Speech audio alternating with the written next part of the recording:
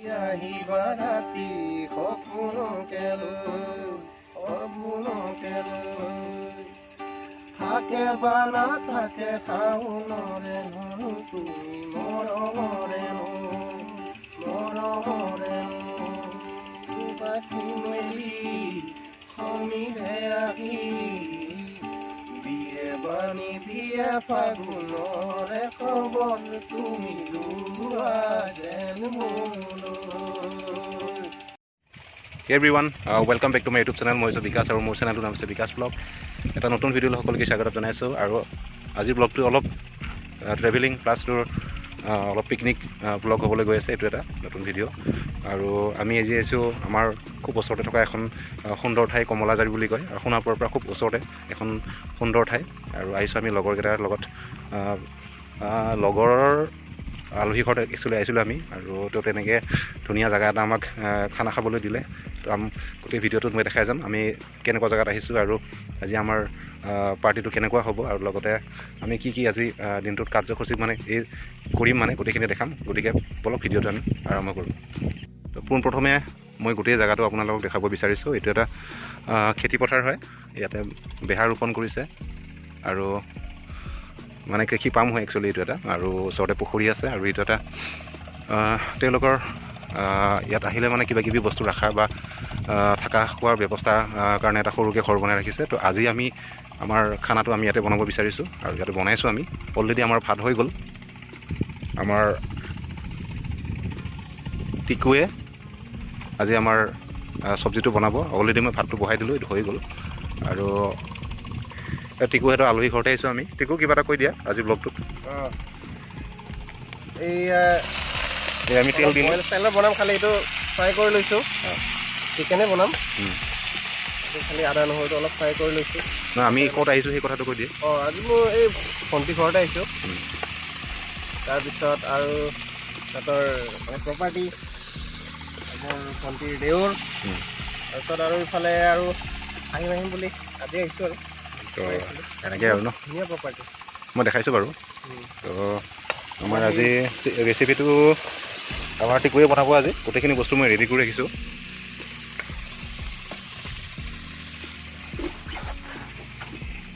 ৰেচিপিটো মই দেখাই আছোঁ। আমাৰ ৰেচিপিটো আজি একদম ছাডেন প্লেনিং। আমাৰ প্লেনিংবিলাকতো জানেই আৰু ছাডেন হৈ যায় চব। আলু আছে, বিলাহী আছে, তাৰপিছত মই কলপচলা বিচাৰিলোঁ, ইয়াতে কলগছ আছে যিহেতু। তাৰপিছত চিকেন ল'লোঁ 1 কিলো। তো সেনেকৈ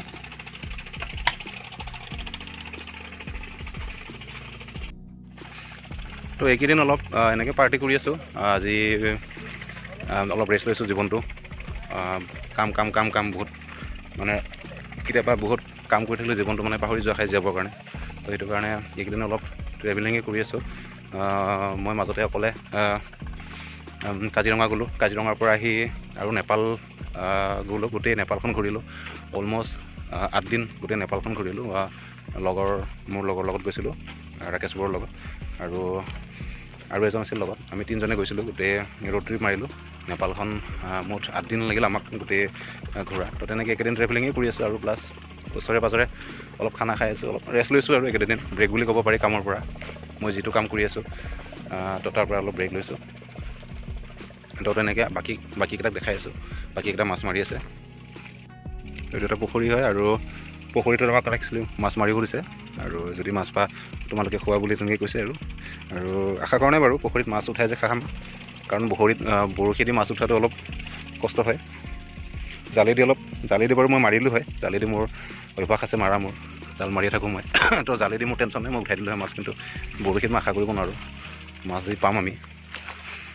তো এনেকৈ গৈ আছোঁ, বাকীকেইটাক দেখাম মই।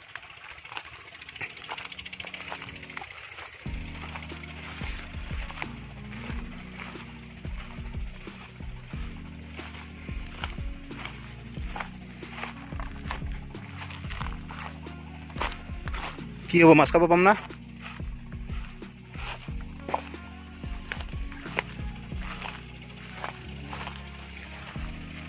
এইটো আমাৰ মাছমৰীয়া, খুব চিনাকি মুখ হৈ গৈছে আজিকালি, আমাৰ ৰাকেশ দেউৰী।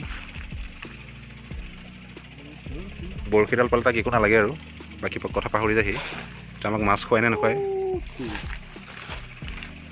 এইটোহে এতিয়া ডাঙৰ প্ৰশ্ন। এইফালে আছে আমাৰ ৰাকেশ বড়ো। কিবা এটা কৈ দিয়া ৰাকেশ বড়ো আমাৰ দৰ্শকক। মোৰ মুখখন দেখা নাই ৰ'দত।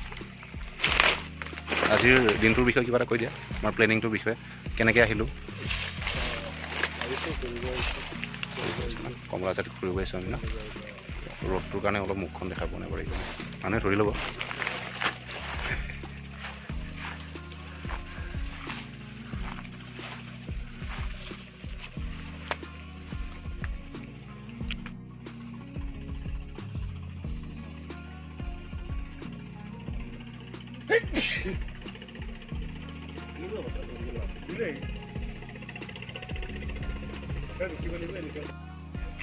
তো এনেকৈ সিহঁতক লগ কৰিলোঁ আৰু সিহঁতক মাছ উঠাই থাকিব দিছোঁ, যদি পাই সিহঁতে। মোৰতো আশা নাই সিহঁতে যে মাছ খুৱাব আমাক, সেইটো কাৰণে চিকেন লৈ আহিলোঁ 1 কিলো।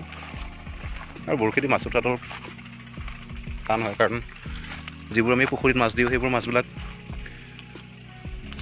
অলপ বৰশীত উঠোৱা কঠিন হয়। আমাৰ থলুৱা মাছখিনি উঠে বাৰু, গৰৈ চেঙেলী বা বেলেগ ধৰণৰ মাছখিনি উঠে, কিন্তু এনেকুৱা মাছবোৰ অলপ উঠোৱা দিগদাৰ হয়, কাৰণ অলপ প্ৰফেচনেল অলপ ফিচাৰমেন হ'ব লগা হয়। মানে তাৰ কি খায় কি নাখায় সেই বস্তুখিনি মানে অলপ জানিবলগীয়া হয়। নহ'লে মানে যদি আমি কেঁচু বা অন্য বেলেগ যদি বস্তু দিওঁ, ঘৰুৱা বস্তুখিনি পটককৈ মানে মাছে কেটছ মানে নধৰে মানে।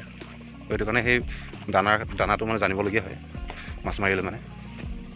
লোকেল মাছখিনি বাৰু খায়, চেঙেলী গৰৈ বা বেলেগ শল তেনেকৈ সৰু সুৰা মাছখিনি বাৰু উঠে আমাৰ যি থলুৱা মাছখিনি, কিন্তু বেলেগ মাছখিনি অলপ টান হয়, যেনেকৈ ৰৌ মাছ, তাৰপিছত ভকুৱা বা যিটো গ্ৰাছ কাপ, তেনেকৈ মাছবিলাক উঠোৱা অলপ কঠিন হয়। অলপ প্ৰফেচনেল অলপ হ'বলগীয়া হয় মানে, তেতিয়াহে অলপ বস্তুটো উঠাব পাৰি, নহ'লে আশা কৰা টান।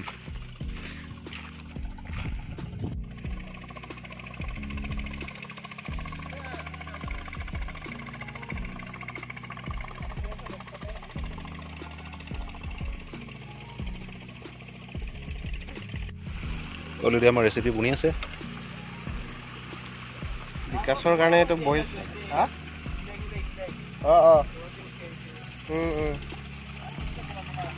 মাইনো হেঁতে চিকেন বিকাশৰ কাৰণে অলপ বইল ষ্টাইলৰ বনাম এইটো জাষ্ট, কিন্তু খালি অলপ টেষ্টটোৰ কাৰণে হেৰি কৰি থৈছোঁ আৰু আদা নহৰুটো মিক্স কৰি বাৰু।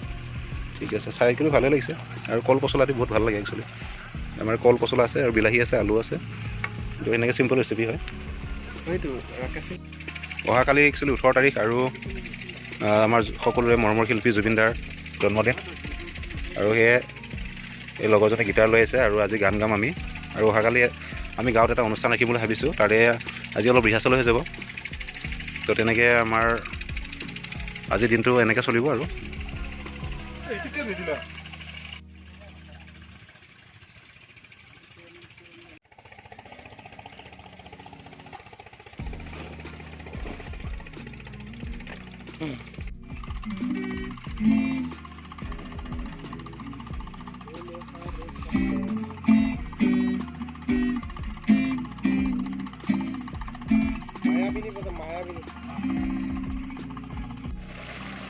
আমাৰ ৰেচিপি প্ৰায় হৈছে আৰু মানে শাক সিজিছে আৰু বাকী আলুখিনি দিব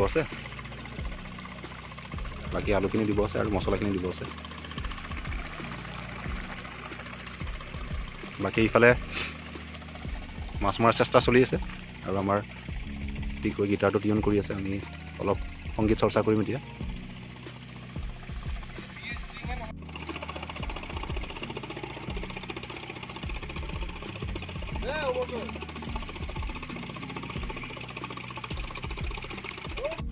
আমাৰ অলম'ষ্ট চব্জিটো সিজি হ'ব আৰু গোটেইখিনি বস্তু দিয়া হৈছে।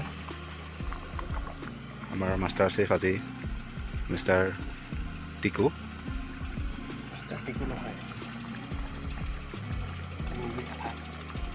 মানুহে তোক টিকু বুলি জানে। মিষ্টাৰ টিকুটো বেলেগ কেৰেক্টাৰ চশমা পিন্ধি।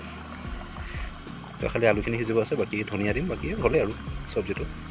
তাৰপিছত আমি অলপ সংগীত চৰ্চা কৰিম। ইফালে আমাৰ গীটাৰ টিউনিং কৰি আছে আমাৰ বিখ্যাত গীটাৰিষ্ট আমৰ্শ্য ডিউৰিয়ে। আৰু মাছ মৰাৰ চেষ্টা এতিয়াও চলি আছে।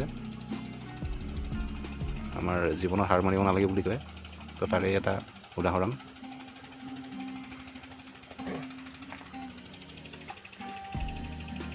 আহিবা ৰাতি সপোনকে লৈ থাকে বা নাথাকে শাওনৰে তুমি মৰমৰে পাখি মেলি সমীৰে আহি দিয়ে বাণী দিয়ে ফাগুনৰে খবৰ তুমি লোৱা যেন মোলৈ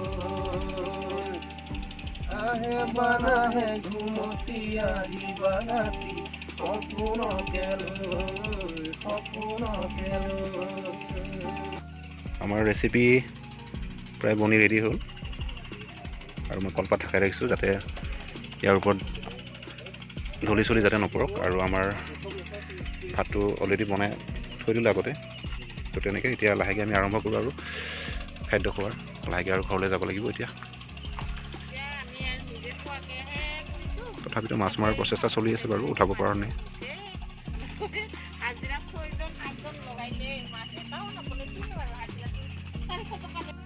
তো আমাৰ চব ফাইনেল হৈ গ'ল এতিয়া আমি খাওঁ লাহেকৈ আমাৰ আজি টিকৈ বহুত কষ্ট কৰিছে কিন্তু বেয়া লাগিছে মানুহটো মোক এইফালে আমাৰ আয়োজন চলিছে খাৱা সকলোৱে খোৱাত ব্যস্ত লাহেকৈ আমাৰ এতিয়া লাহেকৈ খৰমুৱা হ'ম আৰু আমাৰ ৰাকেশ বৰুৱাই লাহেকৈ আৰম্ভ কৰিছে খাবলৈ তো এনেকৈ আৰু আজিৰ দিনটো এনেকৈ গ'ল